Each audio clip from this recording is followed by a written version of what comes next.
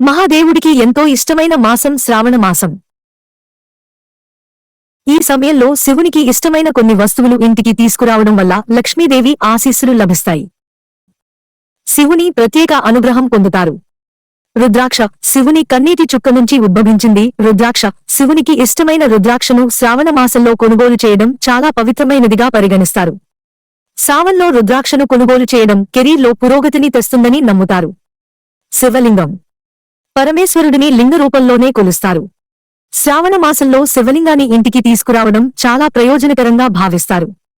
ఇలా చేయడం వల్ల శివుని అనుగ్రహంతో కోరిన కోరికలు నెరవేరుతాయని నమ్మకం.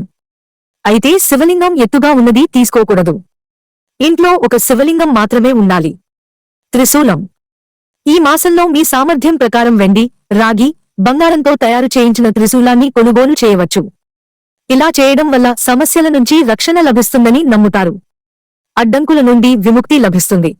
వెండి కంకణం శ్రావణ మాసంలో వెండి కంకణం కొనడం చాలా శుభప్రదంగా చెప్తారు. ఇలా చేయడం వల్ల శివుని అనుగ్రహం లభిస్తుందని, ఆ వ్యక్తికి ఉన్న బాధలు, కష్టాలు తొలగిపోతాయని చెబుతారు.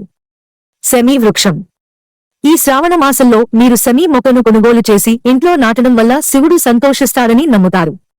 సెమీ వృక్షాన్ని ఇంటికి తీసుకురావడం లక్ష్మీదేవిని ప్రసన్నం చేసుకుంటుందని చెబుతారు.